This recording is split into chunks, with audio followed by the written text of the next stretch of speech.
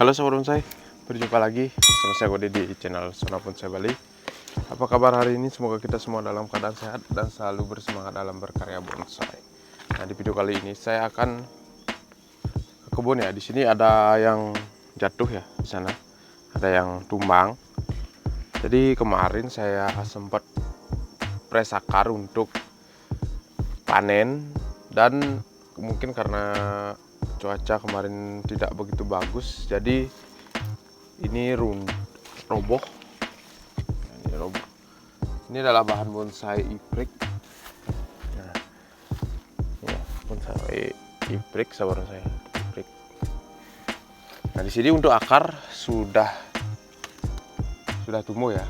Nah, jadi yang baru bergabung, sebelum lanjut ke video saya, jangan lupa dukung channel saya dengan like, komen, dan tekan tombol subscribe, dan nyalakan tombol lonceng agar tidak ketinggalan video-video terbaru dari saya. Tentunya subscribe-nya gratis, dan jangan lupa share juga untuk mendukung kemajuan channel ini. Terima kasih sahabat bonsai yang sudah selalu support dan selalu setia mendukung channel saya.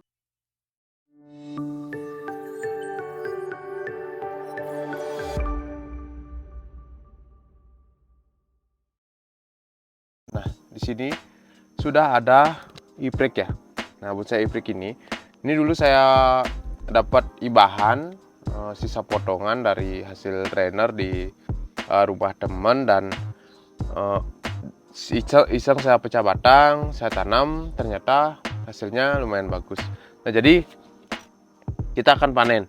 Nah, tipsnya kemarin ya, tips panen seperti ini ya, yang bagus itu, yang paling yang aman lah, ampuh. Itu pertama press akar tentunya saudara saya. Kita press akarnya.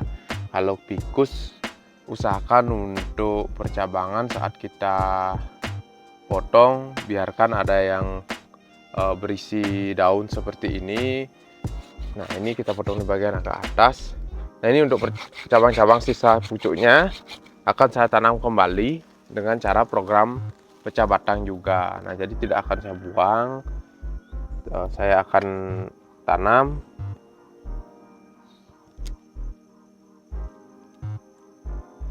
Nah, ini pun kalau misalkan pikus harus hati-hati ya sahabat bonsai. Lebih baik kita biarkan lebih banyak ada percabangannya, karena risikonya kalau misalkan kita tidak isi daun, nah risiko kematiannya itu lebih besar. Jadi ini hanya beberapa saja, ada akar yang masih menjulang ke bawah ya, yang masih ke tanah. Nah, ini saya ground dulu iseng-isengan ya sahabat. Saya dulu main iseng-iseng saja, karena saya juga tidak begitu paham ya, yang mana harus ditata, yang mana harus kita gunakan ya. Ini saya main barbar saja, main iseng-isengan. Dulu belajarnya juga tidak begitu serius ya, karena dulu hanya sekedar hobi saudara saya. Nah, sini sudah setengah akar saya potong, dan sudah membuat akar serabut yang lumayan banyak.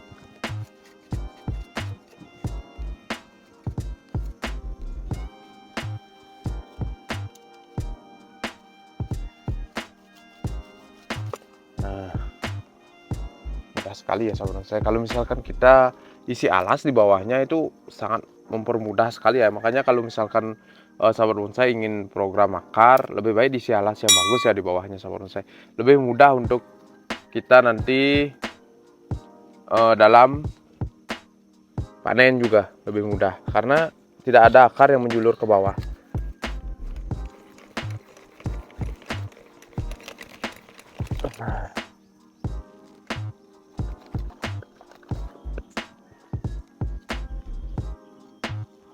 Nah, ini akar serabutnya sudah banyak.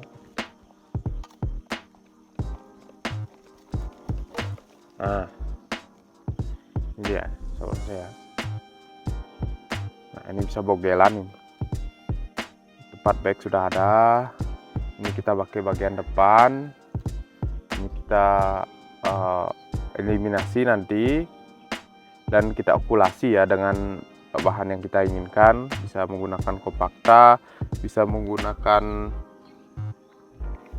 elegan, itu tergantung dari teman-teman ya, sukanya yang mana.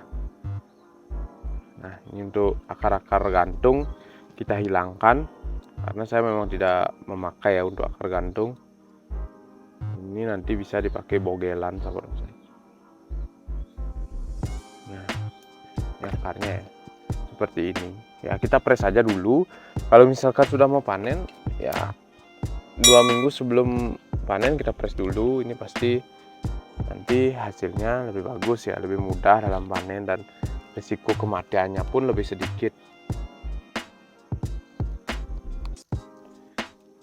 Kadang kalau misalkan kita main cabut itu risikonya besar sahabat bonsai. Sudah sering saya mengalami kegagalan ya, tidak hanya keberhasilan dalam membuat bonsai, kegagalan itu sering sekali. Dan ya namanya bumbu ya dalam kita membuat bonsai. Nah, di sini ini agak panjang ya, nanti kita coba di pot dulu. Kalau misalkan tidak bagus nanti kita potong. Jadi seperti ini. Nah, ini kita bersihkan dulu sahabat bonsai. Kita pindah tempat dulu. Nah, sahabat bonsai, di sini kita ke tahap pencucian.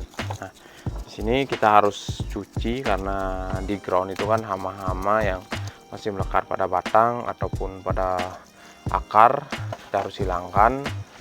Selain itu juga ada yang seperti ini ya, ini seperti rumput-rumput yang tumbuh, kita hilangkan juga supaya nanti tidak banyak yang tumbuh di pot. Nah, karena kalau misalkan tumbuh di pot itu sangat menjengkelkan ya sahabat saya, kalau misalkan ada yang apa namanya, tumbuhan liar di pot.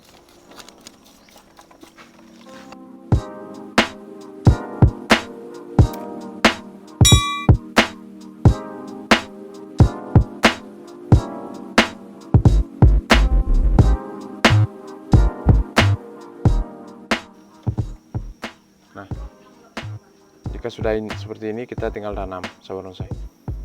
Nah, sahabat bonsai, ini kita ke proses penanaman. Jadi paling bawah ini medianya saya memakai sekam lapuk yang saya campur dengan kotoran kambing, dan ini juga saya pakai media subur ya, karena mumpung ada di rumah. Nah, ini saya campur dengan rata. Ini bagian bawah ya sahabat bonsai. Ya, kalau misalkan setengah dari potnya. Ini saya memakai pot yang agak besar supaya jarang mengganti medianya. Dan yang penting di bagian atas ini saya memakai sekam bakar ya, khusus ini bagian atas yang dekat dengan akar muda dan pasir malang. Nah, ini saya campur seperti ini, diratakan. Nah, ini sangat menentukan sekali ya sahabat bonsai untuk bahan bonsai ficus kita. Nah, di sini saya memakai peradan juga. Nah, tentunya diisi alas di bagian bawah supaya akar tidak menjulur ke bawah ya, artinya biar ke samping supaya merata. Nah, di sini kita ratakan dulu untuk akar-akarnya, akar serabut yang sudah kemarin kita potong. Nah, di sini juga saya press sedikit untuk beberapa percabangan yang tidak saya pakai. Nah, di sini akan menjadi seperti ini sahabat saya untuk perlenganannya nanti. Nah, ini bagian back. Nah, itu kan kira-kiranya, mudah-mudahan nanti bisa jadi seperti yang diharapkan.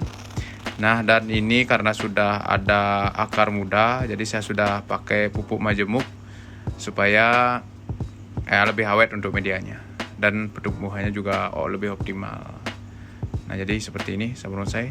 Dan ini kita uruk bagian atasnya khusus pakai pasir malang saja supaya tidak tumbuh rumput atau tanaman-tanaman bandel, biar tidak mengganggu. Nah, jadi seperti ini. Ini sudah langsung terkena sinar matahari sahabat bonsai, cuman tidak terlalu full.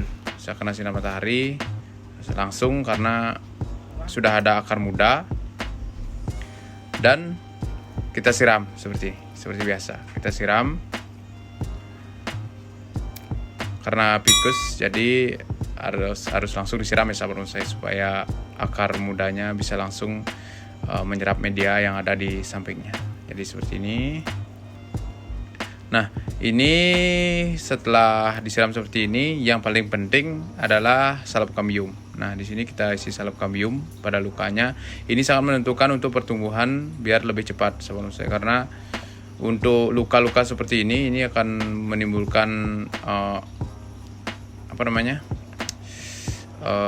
penguapan pada batangnya. Jadi untuk pertumbuhannya akan kurang jika tidak diisi salep kambium, tidak ditutup ya, tidak tertutup oleh salep kambium, dan lama juga untuk penarikan kambiumnya. Nah, jadi kita harus isi supaya lebih cepat untuk perkembangannya. Nah, jadi ini dia sahabat bonsai, sedikit video dari saya.